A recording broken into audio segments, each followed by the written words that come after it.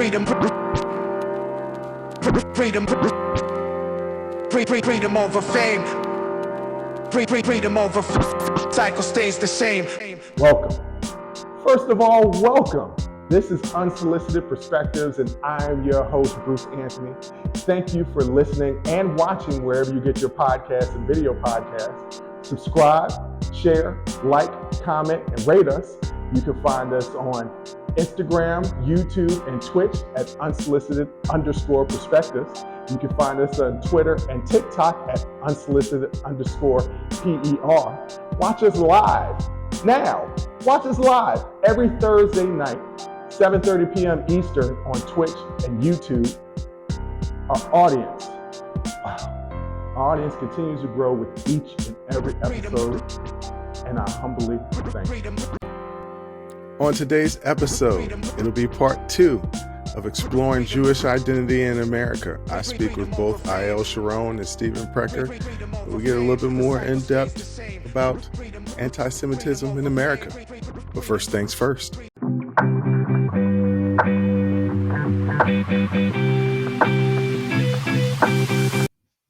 And we're here for part 2 of Exploring Jewish Identity in America. I'm here with Ayel Sharon and Stephen Precker, not Precker, that is misspelled in his title in the first video. Once again, I apologize about that. I will clean it up eventually, just to let you know, Stephen. It will be cleaned That's up. okay. We think when my Jewish ancestors immigrated to the United States, they also had to change their name as well. So it's not the first time, but it's all right. Yeah, I don't want that to be the reputation. I don't want that to be, I was on Bruce's show, Unsolicited Perspectives, and he Not changed at my all. name just like when my people came to this country. That's okay. I'm just joking with you. It's all good, man. I appreciate that. So once again, I appreciate you guys coming and doing part 2.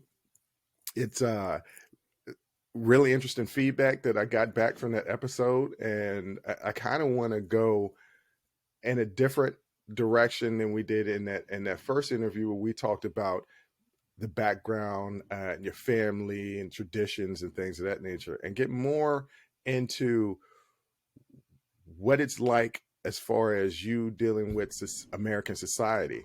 And more specifically, I know, Ayel, we've spoken before about anti-Semitic tropes, and you gave me some examples, and I was like, I didn't even realize that was offensive.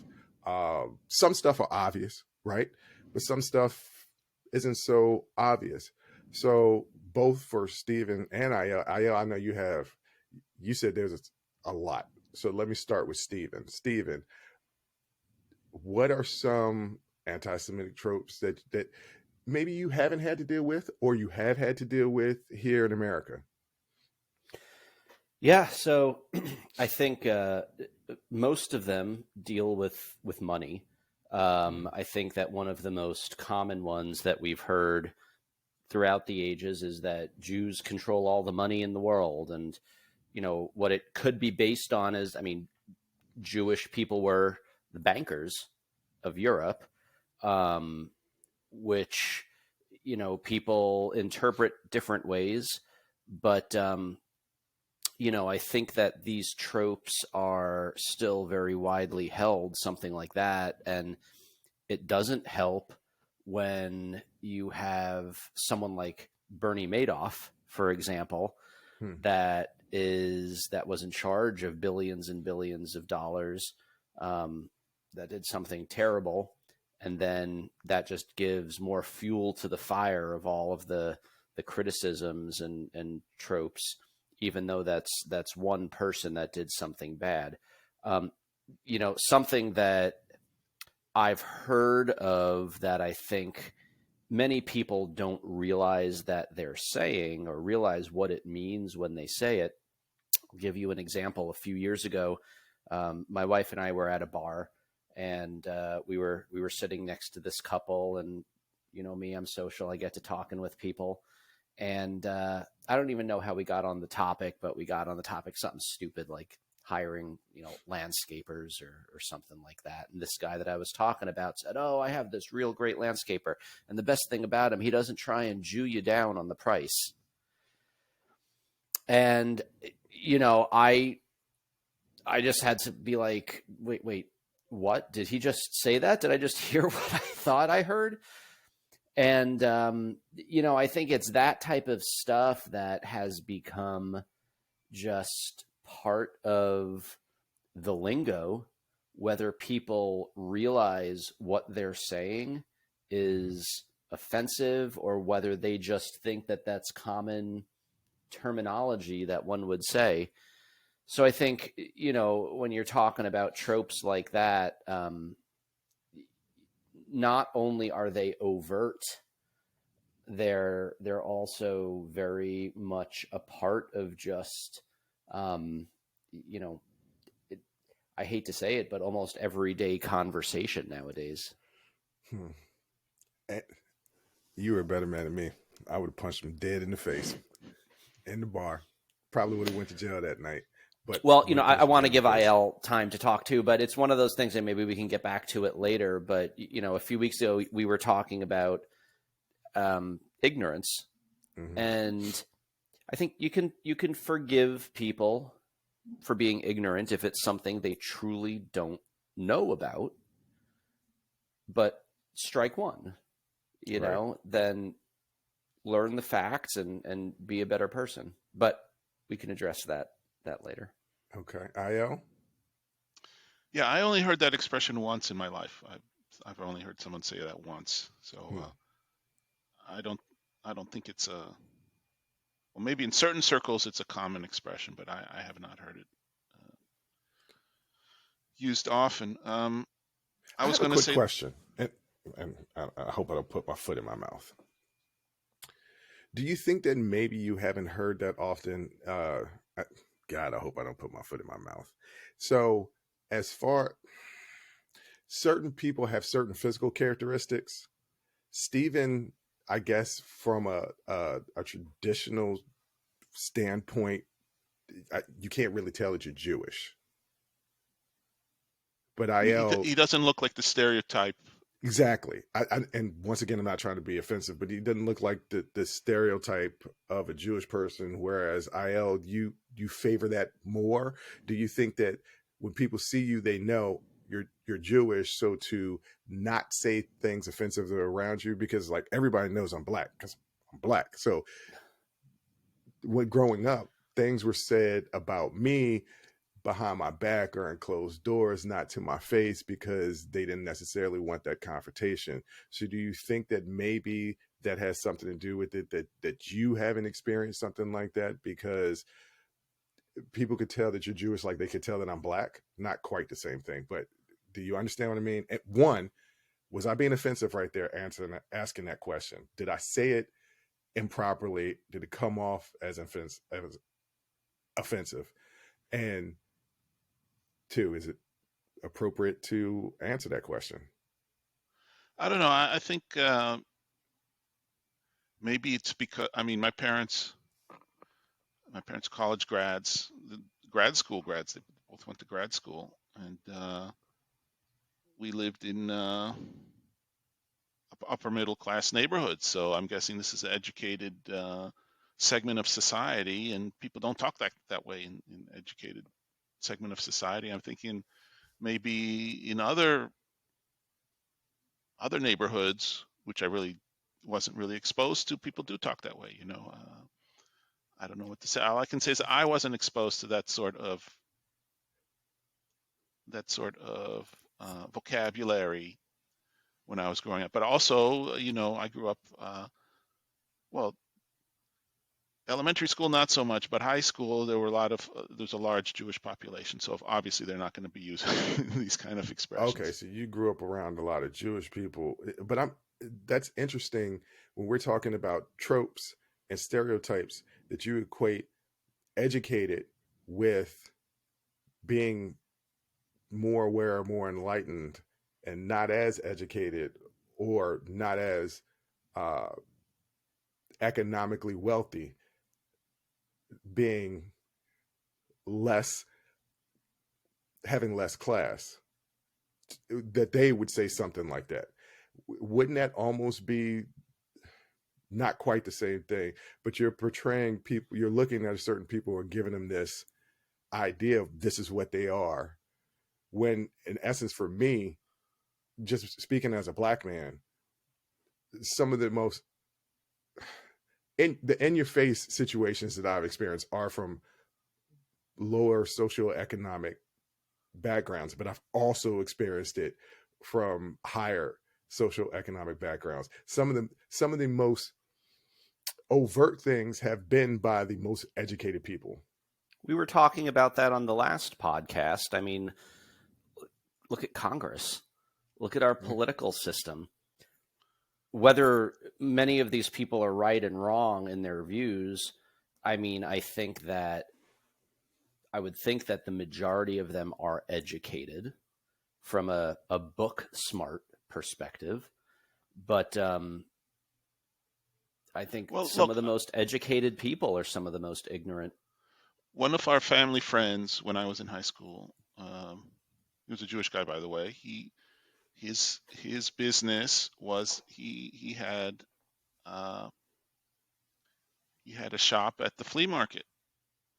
There was a flea market. This was in central New Jersey, and I forgot what it was he sold. Maybe it was used clothes, or I don't know what it was, but so that was where he worked, and he is a daily part of his business. He would be, negotiating with people on prices for the stuff that he was selling. So for him, this was a daily activity that he actually actively had to negotiate over the price of the stuff that he was selling. So, my parents didn't buy stuff at flea markets. This was not, there was no need to. They could go to Sears or Macy's or Kmart or whatever and buy stuff at the store and not have to argue with anybody over what's the price of something. So, obviously, if you're in an environment where you never have to negotiate on the price of anything, you're not going to be using these sorts of expressions, right? So, and that's interesting because this idea that Jewish people are always negotiating or trying to drive either up or down the price. I'm Black. Let me tell you something. We walk in the store, we see a price, and we're still saying, "Hey, is that the price, or is that the price?" Because so everybody's looking to negotiate up or down. Listen, so I love to negotiate, and it's not because I'm Jewish. I'm just cheap. Say less. I'm the exact same way. So I know you guys wouldn't understand the history, and I would probably need to get a scholar on here to talk about that. But that's interesting that label got put on the Jewish people. And Bernie Madoff, I didn't even realize that he was Jewish. I didn't watch the Netflix documentary yet, but I didn't even realize he was Jewish. I didn't even put those things together. He's just, to me, even though now I know that he's Jewish, I still look at it as he was a rich person that's trying to get over. Wealthy people do that type of stuff all the time, whether they're Jewish, Black, white. Well, that's true. The way you look at it, that's the way that it should be looked at. But the people that want to make an issue out of it, that are going to be looking to criticize, the religious aspect or advance that stereotype, it's very easy for them to do that. Well, you literally did not answer my question when I said, was the question that I asked about the physical stereotypes offensive? look, well, obviously there is a stereotype, and obviously it's not accurate because there are lots of people who look different ways. Right. So, there are Ethiopian Jews, or Black Jews. There are Jews from places like Iraq and Morocco and Yemen and Iran, and they're actually the majority of the population in Israel now. So, you literally still did not answer my question. The question specifically was, did I offend you when I No, asked I'm not that question? offended. No. Okay. No. Stephen, was it the way I phrased it? Could I have done a better job? Is there a way for me to... No, there is no way. I've already answered the question to my There's head not. because Because I don't like when people come up to me and like, so what are you? I'm black. Black and black. Black and that's it. I'm black. So and like people walk up to my mom and my sister all the time. And they're like, so what are you? So I guess that would be offensive if somebody walked up to you and was like, you're Jewish, right? Well, and it's an interesting point that you bring up. What are you? Personally, I wouldn't have even thought, if someone said, what are you? I would have been like, American. Do you mean my background? I wouldn't even equate that they're even asking about, are you Jewish? And I know that was one of the topics that we've talked about is Judaism just a religion? Is it more of a culture? Is it more of an ethnicity? I think it's probably all of the above. But to just like any other religion, I think it's all of the above. But I think that it may be more confused than other religions. So maybe I'll take that back a little bit. I don't know that you would say you could just tell someone's Catholic or Presbyterian. Well, unless they have a giant cross. Well, right? Sure. Like if they have a symbol that recognizes it, but by looking at them, no. By looking at someone. But I think that to your question about can you tell if someone's Jewish, I think you can presume you're making an assumption based off of some characteristics. So, IL, if we can use you as an example, you also have a very heavy Northeastern, I would even say New York-ish accent. So I think that having an accent,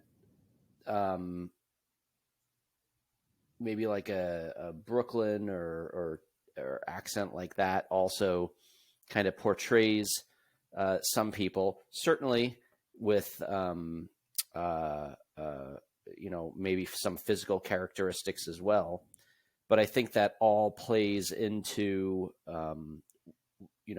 what people may perceive of other people.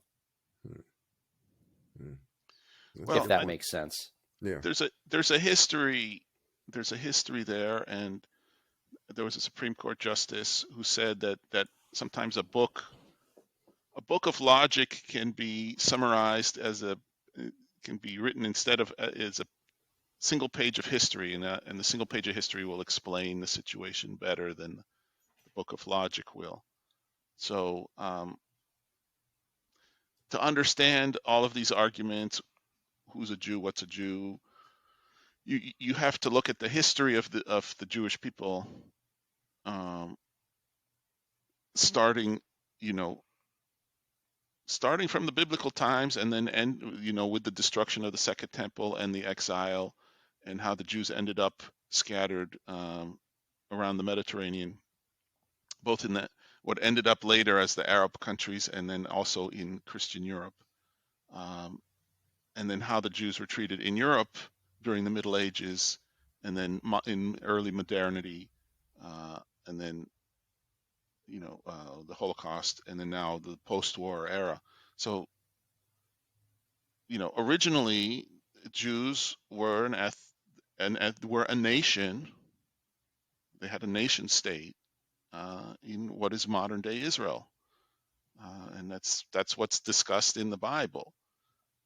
There was a first temple which was destroyed, and some of them were exiled, and the ones who remained, their country was called Judea, and then Judea was conquered, and then first by Alexander the Great, and then later by the Romans, and then there was a destruction of the Second Temple, and then they were sent into exile, and they lived in their communities, from then until modern era. And in Europe, especially during the Middle Ages, there were all of these laws putting them into ghettos, forcing them to live in these neighborhoods, and not giving them any particular choice. They couldn't. It's not like today where you can choose what neighborhood you want to live in, what city you want to live in, and there, everything. The whole society was much more structured during the Middle Ages. You had the different social classes, and even the merchants. There were guilds, and you had to be accepted into a guild in order to be a merchant in a certain class. So basically, what you're saying is there's a playbook of a way to suppress people, because everything that you described sounds eerily familiar. Yeah, I mean, this is nothing. This is nothing new. We're talking Middle Ages, so we're talking what 1,000 years ago. So we're going to get into it later, but what you just ran through, and once again, I grew up in the church. A lot of this stuff I kind of know, but a lot of that history, like, you just don't know, and it's that history. So it then becomes a situation when we get into the 1930s and the rise of Hitler and the Nazi Party, and they identified Jewish people not solely by religion, right? It wasn't something about religion. It was more of, they categorized them as an ethnicity or as a race, right? Well, they tapped into these very old tradition. I mean, the Catholic Church had up until the Vatican II conference, which was in this 1960s. Would you read Wikipedia before we got started today? You're giving me all the history. No, this is stuff. I mean, just like you've read about Black history, I've read about Jewish history. I grew up with this stuff. And so before Vatican II, the Catholic Church would say in their sermons, that the Jews killed Jesus and the Jews need to be converted or otherwise they're going to hell. And all of these things. Martin Luther said really blood-curdling sort of things. You're talking about Martin Luther, not Martin Luther the King. That's right. Let's make that clear. Stephen, you look like you wanted to chime in, so I want to give you a chance to respond to a couple of things that IL and I were saying. Yeah, well, I think that one of the things that IL just said, you've read about Black history, you've read about Jewish history. One of the famous, I guess, poems or sayings about the Holocaust, and I'm going to really paraphrase this because I don't know what it is, but like, first they came for so-and-so, then they came for so-and-so, and then they came for me, and there was nobody left to speak up for me. We see this stuff happening in modern times too. And you may not realize what's going on. It's subtle to a certain degree in how it's being characterized. But when IL said, well, you read about Black history, you ain't reading about Black history in Florida anymore. It's only a matter of time before, get me riled up today. Yeah, well, no, but I mean, there's so many parallels. Yeah. There's so many parallels, right? I mean, we said it on the last podcast. Is anti-Semitism racism? Yes. I mean, there's all different forms in how you characterize things, but not that erasing Black history is anything new either, but this is just a new step in something. So what's next? What trope is next? Is it going to be, my gosh, I would hope that it's not something as egregious as not even teaching about the Holocaust, but, I don't even recall, when we learned about the Holocaust, of course, but you don't dig into it. You don't go into,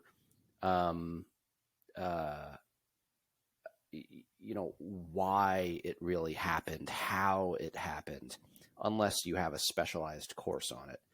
Well, I'll tell you what they really don't talk about because you tend to learn about the Holocaust when you learn about World War II, right? Right. It's wrapped up in that. It's wrapped up in that history lesson. Yeah. What they do not tell you is the fact that America saw all these things happening and did not intervene. That's right.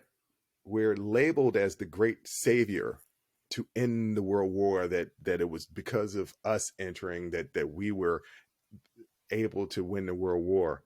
And that's partly true. Like, they needed our might, but we waited and waited and waited. And the only reason why we joined is because we were attacked. But that's Yeah. something that I kind of want to get into in the second segment as we talk about the Holocaust, how we got involved in it. What was, I know, IL, you can tell me a little bit about the history of the Jewish reaction during the rise of the Nazi Party, the start of the Holocaust, and uh, the influences that Jewish people had on the presidency, but the hesitancy to say something or do something. And then something that I didn't even know was a thing, but absolutely should be a thing, was Holocaust Memorial Day, or Remembrance Day. Remembrance. What is this exact title? But that's everything that I want.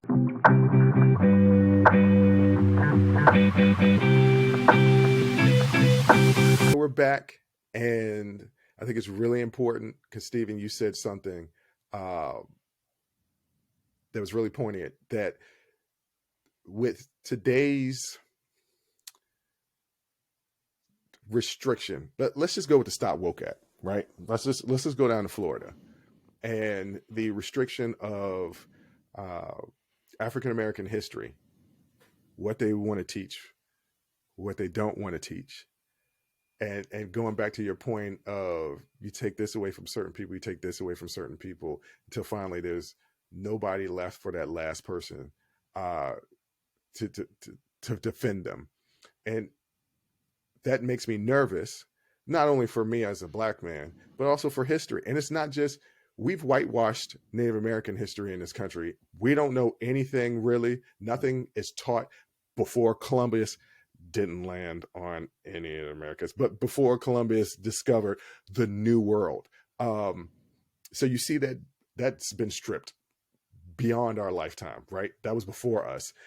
We see African American history has been constantly stripped since the formations of the Daughters of the Confederacy in 1920, right? So African American history has been stripped. Now we have Holocaust deniers, and I feel like as we are stripped away the Native Americans' histories, stripping away African American histories, like Jewish history is next, and it's fearful that the Holocaust will not be taught, because like we said earlier, it's already wrapped up into World War history. It doesn't even get its own separate segment in any curriculum. It is wrapped up in World War II. So tell me a little bit about how you feel about that, and a little bit about the history of our involvement in World War II. For me first? Yes. Yeah. I mean, how do we feel about the lack of in-depth teaching, or the lack of stories? I mean, it's sad. It's sad and it's frightening, because I think that, again, the less that you talk about it, even, I think that people's knowledge retention, for the most part, mine included, if it's not something that they want to learn about, then it's in one ear and out the other. And I'm 100% guilty of that, for sure. But I think that whether you're talking about the Holocaust from a historical perspective, from how it happened from a political perspective, the issue of tropes played into that very much as well. And this is what I was going back, what I had said at the top of the hour, when I was talking about ignorance. I mean, by not talking about what is anti-Semitism, what is racism, what is all of this, all of these negative feelings and stereotypes, you're allowing people to live ignorantly and speak ignorantly. And again, I'll allow a strike. Maybe I'll allow 2 strikes. If you don't know what you're saying, you don't know what you're saying. And that's okay until you learn what the facts are. And then if you continue to peddle that nonsense, well, then it's legitimately a problem. And I'll be real quick on an example. Again, something stupid. I was scrolling through Facebook, and there was a post about one of my favorite kosher delis back on Long Island. And I got excited about it, and I started reading the comments, and I was going to write, yeah, they're great, they're awesome. And the very first comment was from some guy saying, well, I went in there to get a roast beef and cheese sandwich, and they wouldn't do it because they said they don't serve meat and cheese together. I just don't understand it.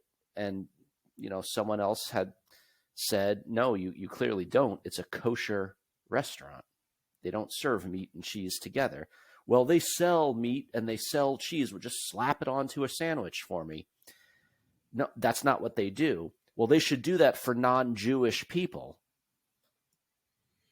So there you have it, in right, just slapping you in the face, like this guy wanted his meat and cheese slaps together. Like, he doesn't want to learn. He doesn't want to listen. He doesn't want to understand why.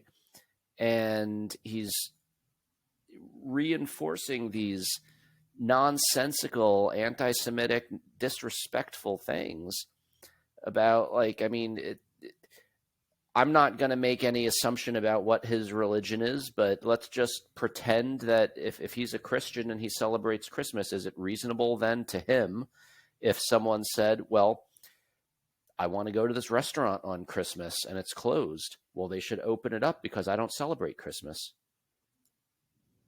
Is that reasonable? So it's, I want to, so I tell the story, and I can't remember if I told it when I was talking to you guys or if I told it on the intro and outro of our show, where I coached at a Jewish high school.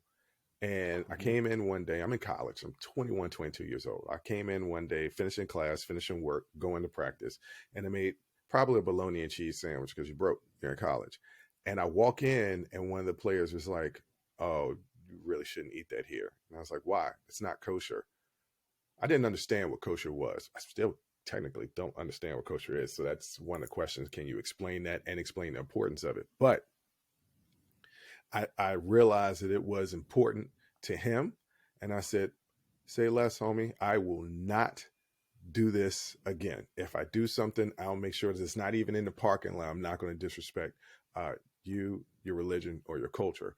So I guess I'll start with IL, because IL, you are our resident Jewish historian. What is kosher and what is its significance? It's the dietary rules, what you're allowed to eat, what you're not allowed to eat. Some of those rules they're in the Bible. I think in the book of Deuteronomy. So you can, for example, some of those rules came later. They're not, some of those rules are like meat and milk. That's not in the Bible, but what it says in the Bible is you cannot eat a calf in its mother's milk. And over the years, the rabbis decided that in order to sort of make sure that never happens, just say you can't have milk and meat in the same meal, and that way we'll know that will never happen, and you don't need to worry. Anybody having milk and meat in the same meal, what are you doing? Who wants to eat like milk for cereal? Cheeseburger. A cheeseburger would be milk and meat in the same meal. Okay, all right. So like a pepperoni pizza. Cheeseburger, French fries, and a milkshake, like that's not. Even without the milkshake, you still just the cheeseburger itself, or pepperoni pizza. You can have the pizza or you can have the pepperoni, but you can't have both at the same meal. Because you need milk to make cheese. Oh, yeah. Okay, yeah, no. A shellfish too. Yeah. So really religious. Okay, so like my grandparents, they would have 2 sets of dishes: milk dishes and the meat dishes, and depending on what meal you would be eating, they would take out those sets of dishes. And now, wealthy people will even have 2 sets of dishwashers to make sure that but we're going, so they're going to the extreme. The But Bible once again, says, the significance, it says it in the Bible, but yeah. like, what is the like, what's the negative aspect of mixing the two? That's what Well, I'm I trying to mean, understand.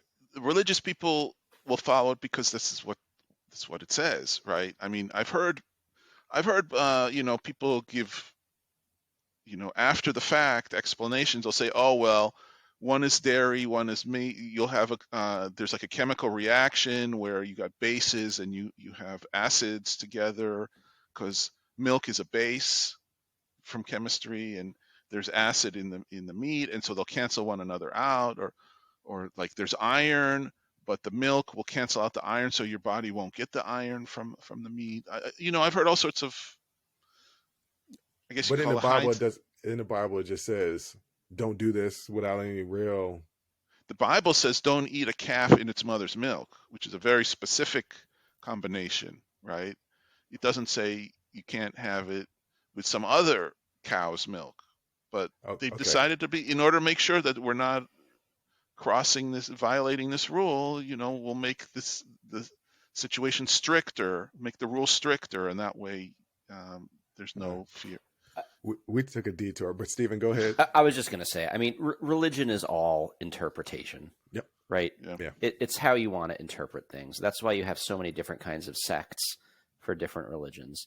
That's true. But there's a really, really good book that I read once. It's called Living Biblically, and it's written by I think he was a reporter for, I want to say, the New York Times, and he took on this. He was Jewish, and he took on this challenge to live exactly like what the Old Testament commands you to live. And to show how all of this is open to interpretation, and that, like, well, are you, and again, forgive me if I misspeak because I am not a biblical expert, but there's something, IL, you might know, where the Old Testament calls for stoning people if they do something that we would consider maybe like a faux pas or something in everyday life. So is that something to be taken literally? So I think it's an interesting exercise in reading how, should the Bible be taken literally? Should it, is it Well, open to it's not. interpretation?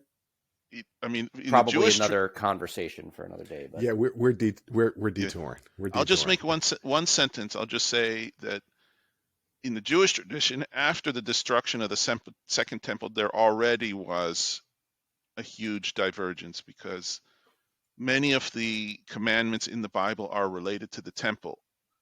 And once the temple was destroyed and the Jews were dispersed, it was physically impossible to fulfill those requirements.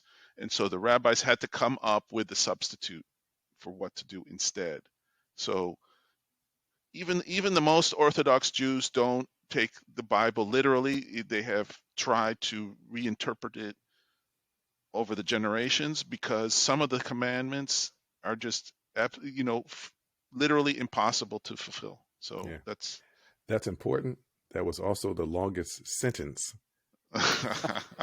created to man, but but it was important. So thank you for sharing that. Il, you gave me a history lesson when we spoke off air about the involvement of the Jewish population here in America during the rise of the Nazi Party, the start of World War II, but before we actually entered it. Can you give a quick summary of what was going on during that time in the Jewish community? I know you weren't alive during that time, but being the history buff that you are, you can speak to it a little bit. now. There's a show you told me about, Eyes on the Prize, which is a Ken Burns show on PBS. He did a show about the U.S. and the Holocaust, the lead up to the Holocaust, and those specific years. And that show, I found out, Do you know the name of the show? it's called The U.S. and the Holocaust, Okay. and all of 3 of the episodes are on the PBS website. Oh, okay. So I have not seen the episode myself, but my relatives have seen it and they highly recommended it. They said it's very important to watch it. They also said don't try to watch all 6 hours at once. It's too depressing. So Okay. Yeah. Ken Burns is known for making long, important documentaries, but can you give a little brief summary of what was going on during the time? well, you also need to understand that the it was a gradual buildup. The Holocaust itself. It started out with rules limiting where the Jews could work, kicking them out of universities, and the stage that we know where it ended up with murder on an industrial scale. That was years in the making. That took a decade for the Nazis to get to that point. So there was constantly a debate. Do we try to engage with them? Do we try to appease them? Because there was also the big fear of another huge war in Europe in between the wars, and many well-intentioned people wanted to avoid another huge war in Europe. Uh, so in the earlier years, there were um, many people in the Jewish community here in the U.S., especially after Roosevelt got elected. They were a big part of the Roosevelt coalition, and they wanted to help Roosevelt as much as possible. And they didn't want to get into arguments with Roosevelt, and they didn't want to make him look bad. And so some of them did not push as aggressively as they could have in the early stages. But then again, the situation was bad, but it wasn't as bad as it got towards the end. So there's a lot of hindsight is 2020 sort of looking at this as Mm. well. Um, So, Stephen, was it yesterday or Friday? It was a Holocaust Remembrance or Memorial Day. Yeah. The only reason why I know about this is because as I was walking into the building I live, in the lobby, there's a television that has news running, and it said a Holocaust Memorial Day, Remembrance Day. And I sat there and I looked at it and I said, I didn't even realize that there was a day. Of course, there should be, especially nowadays with so many Holocaust deniers. But I didn't know there was a day. They don't really. It's not talked. It's not a holiday. It's not on the calendar. It's not on. It's Right. not on the Google calendar. It's not on my Apple calendar. So I didn't know anything about it. Like, did you know about it? How? When did you learn about it? And what is the significance of that day? Obviously, it is to remember the Holocaust so we don't ever forget. But like in your household, is it a big important day? No, not a holiday or anything like that. I mean, I think there are so many remembrance days now. Candidly, they probably all get lost in the shuffle a little bit. So it's certainly not offensive that people wouldn't know anything about it, because again, if you're not paying attention to something like that, how would you know about it? Right. Um, but I think that's one of the points is should it be emphasized more strongly? I mean, should it be on par? I mean, we know when there is 9/11. I mean, nobody will ever forget that date, nor should we. I mean, that is a day that we need to remember. That is a day that we need to talk about and discuss what happened and how it happened and why it could never happen again. And I mean, I would say that the Holocaust should be a similar day as well. I mean, it's not enough to just have a Remembrance Day when I think a great number of the population has nothing to remember. Mm. Um, who is remembering when the stories aren't being told anymore? And I think that's the purpose of having a Remembrance Day, is so it does give you that platform. But, I think that the spotlight just isn't there. Yeah. So as you were talking about that, and you brought up 9/11, I could see the significance of 9/11 starting to fade the further and further we actually get from when it happened, right? Like there's a whole Yeah. generation Yeah, that could are in be. Yeah. college right now that Mm-hmm. weren't even alive when it happened. Like I'm sure there's a Remembrance Day for the attack on Pearl Harbor. Yeah. Don't have a Yeah, it's clue. VJ Day. Yeah. So those are important days that should be Pearl Harbor like Day. hammered home and should be celebrated more. And the fact that I had absolutely no idea that there was a Holocaust Memorial Day. And Io, you told me there are actually 2 days. Well, I did a little research. It turns out that there are some countries. So I knew of 2 different days because in Israel, they Israel started their Holocaust Day back in the 1950s, Mm. very soon after the war ended. Um, and that's the one. I don't know if you've seen images, but they blast the air raid sirens in the middle of the day, and then everyone parks their car in the middle of the street and stands up and during the time of the siren. Wow. You're not familiar with that. I had no idea. So that day is it's like in May, and it's the day that they chose had to do with the Warsaw Ghetto uprising.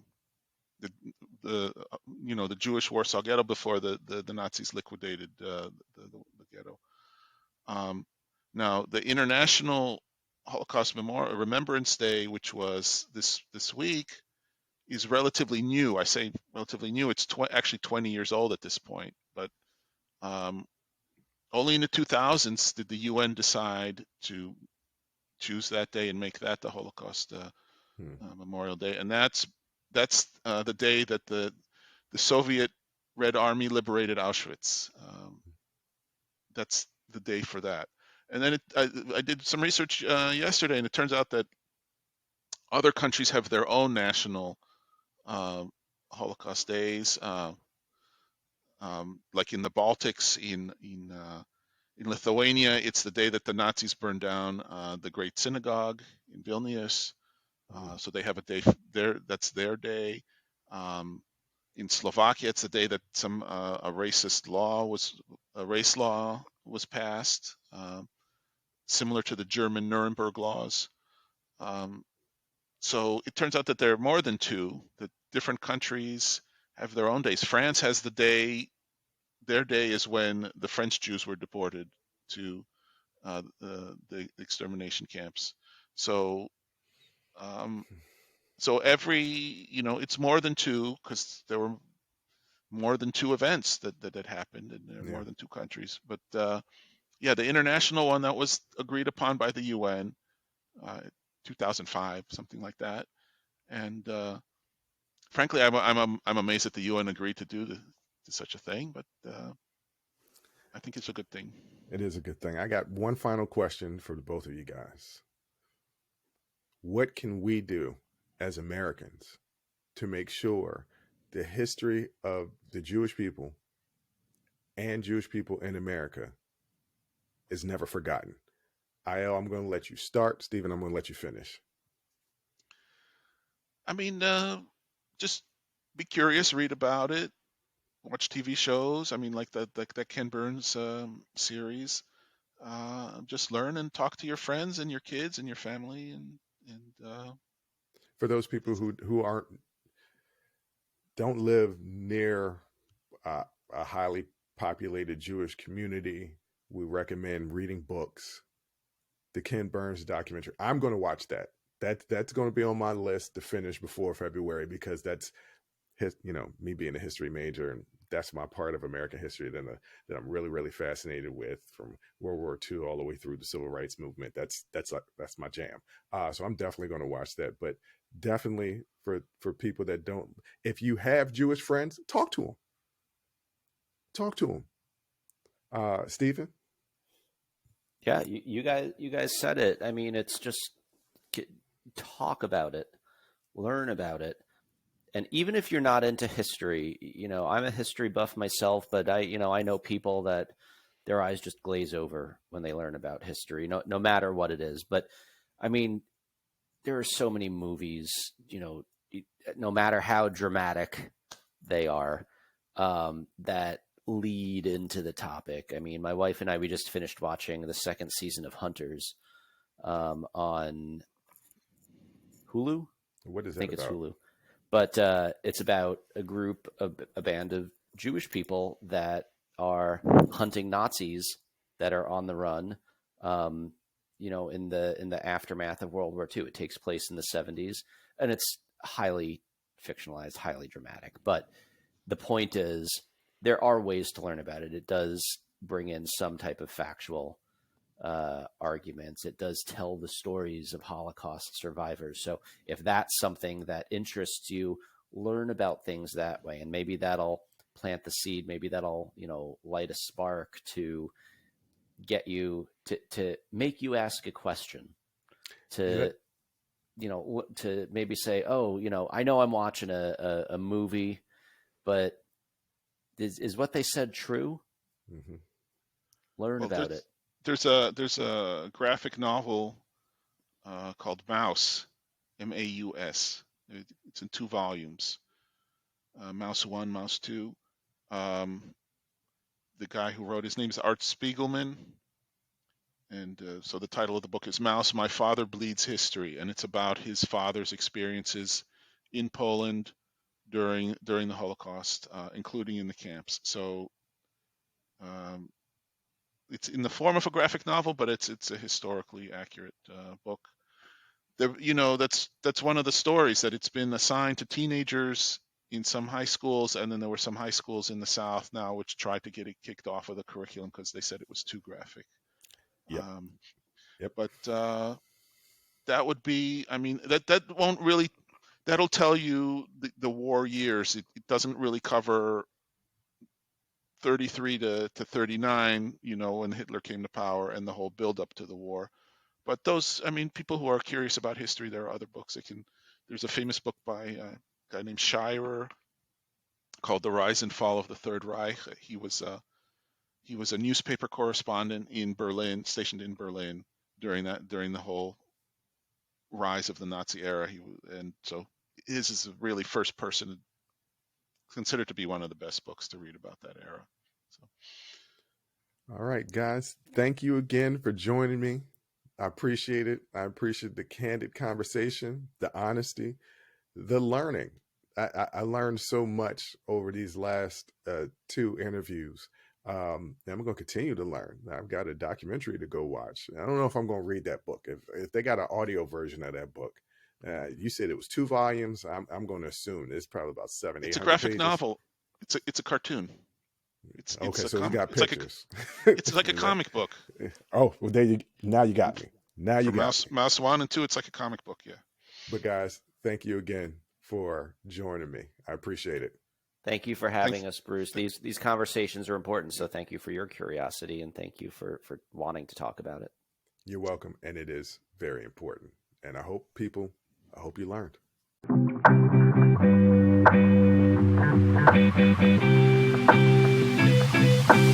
Wow.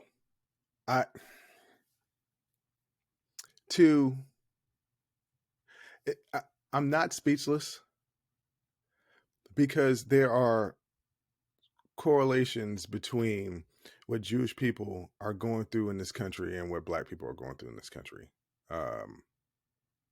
As far as tropes and stereotypes, and the empathy in me can have understanding for what Jewish people are going through, especially in today's climate. What was fascinating about both parts of this interview is just things that I did not know, right?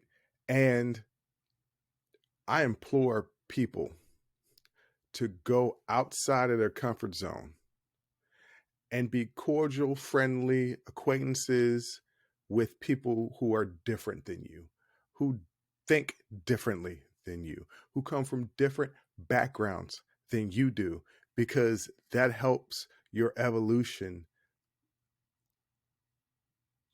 and your growth as a person. I learned so much from this interview, from both parts of the interview, things that I just didn't know. And I learned that there are more resources and source material for me to go to learn more about what Jewish people have gone through throughout time, right? And also in this country. I'm definitely going to watch that documentary from Ken Burns, because I applaud Ken Burns and everything that he does from a documentary standpoint. It's going to be long. It's going to be long, but it's definitely going to be interesting.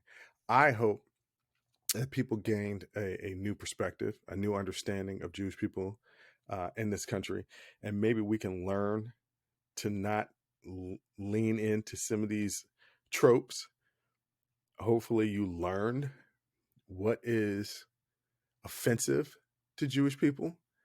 And hey, hopefully you learned how not to be a jackass. Like my sister always says, don't we all want to be better people? Right? So if it offends somebody, we don't really have to say it or do it. And also very, very important, learn your history. Learn real history. If a television show or a movie is a fictionalized presentation of events, look up on it and be like, hey, you know what? I want to learn more. This sparked an interest in me. I want to learn more about this. You know what? You can Google as you're watching whatever it is you're watching. I often do that. I often am watching something and be like, did this really happen? Come on now. This don't seem like this really happened. Let me Google this. Oh, okay. It wasn't quite like this, but it did go down somewhat like this. Wow. I had no idea. Learning. It's cool, y'all. That's that educational nerd in me. But on that note, that will do it for today's episode. Once again, thank you for listening to Unsolicited Perspectives. Thank you again to I.L. Sharon and Stephen Precker. I hope you learned something. Tune in next time, because who knows what I'll be bringing to the table. It could be a porn star. It could be a scholar.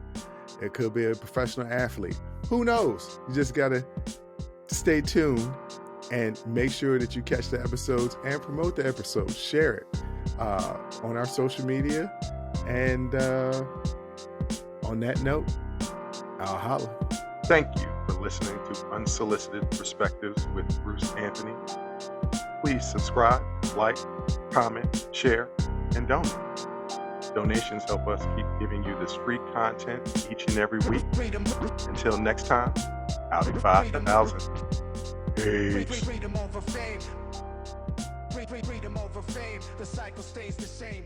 Freedom over fame. Freedom.